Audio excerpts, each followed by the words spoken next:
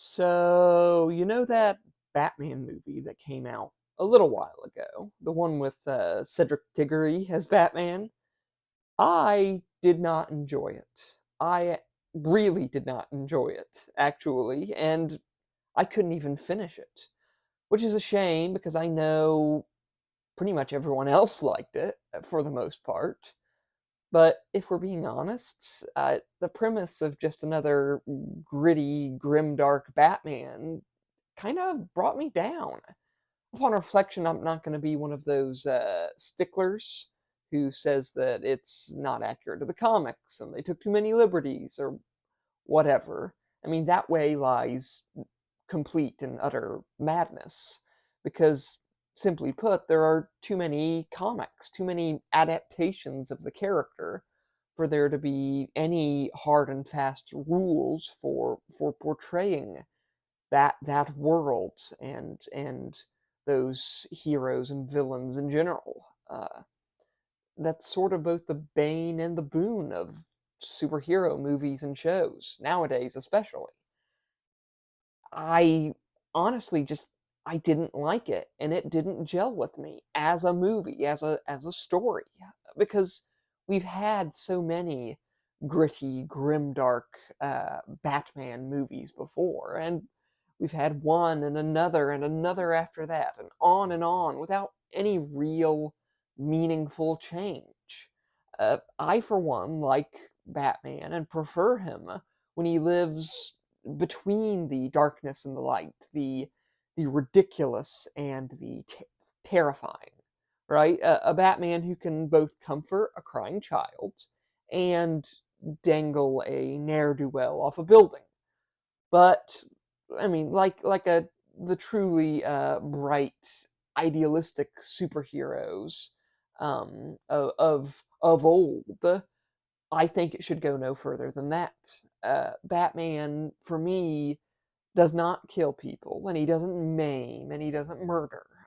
It doesn't matter if that isn't realistic.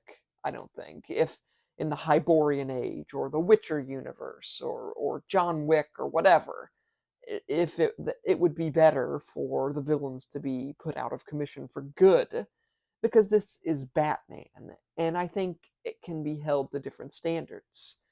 Because Batman, like any other story, isn't real.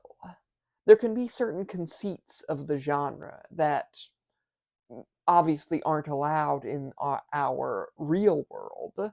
There can be certain methods by which the writer can convince us of a more idealistic universe in which a hero can be adequately defined. I mean, if you're willing to convince the audience that a man can dress up as a bat in bulletproof plate armor, which is mind numbingly bonkers in its own right, then it shouldn't be too hard to imagine a good person who does good things and doesn't kill people with some cartoony ass villains, thrown in for good measure. I mean, they've done it with Marvel, more or less, and sometimes even successfully. Hard choices, I think, can still be made, but the hero doesn't have to be perpetually miserable. And my boy Cedric, despite being a terrific actor, is a rather gloomy Bruce Wayne, dealing with the most absurd version of the Riddler I could possibly imagine. The Riddler is one of my favorite Batman villains because he's this conniving, intellectual, sort of like a mad bomber, I guess, a man unwilling to directly get his hands dirty, and who is useless in a fight. That's a really good foil for the more hands-on Batman, who is nevertheless considered a great detective. Evil Sheldon Cooper over here is a really brilliant adversary in that case. I mean, it's solid stuff. And they made him into a serial killer. This evil villain looking to expose the corruption in Gotham or whatever. It's sort of a Heath Ledger Joker style thing or whatever. I mean, if they wanted something like that, they could have gone with, well, what was the character's name? Victor Zsasz, or even a Hugo Strange type. But instead, they chose to butcher the Riddler. The only character to me, it seems, that the writers had any real respect for, it was Colin Farrell's The Penguin, who is not exactly a top hat wearing loon, as I might have hoped, but remains very penguiny and sort of still has that classic Batman Dick Tracy villain vibe going for him.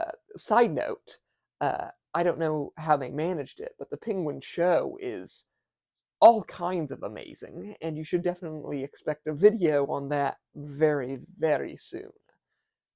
As always, I've got no problems with the people who like the movie The Batman, but for me, it just came across as a soulless, needlessly violent pastiche with bland acting from everyone except Farrell, and in some cases, old Cedric Diggory, the vampire of the lighthouse, who I'm really glad was able to escape the shadow of the movie series which shall not be named.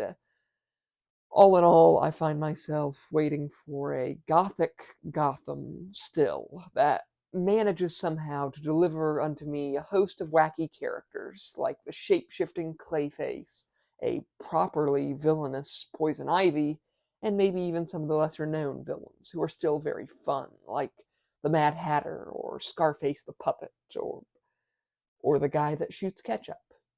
Okay, maybe not him, but yeah. So, like and subscribe if you want to hear some more hot takes from me, some very bad opinions, you might say. I am Connor Freeman, author, game designer, lover, fighter, Ashen One, Dovahkiin, Nerevarine, Lord Protector, Chosen Undead, and Master of Shadows. So, yeah. Bye.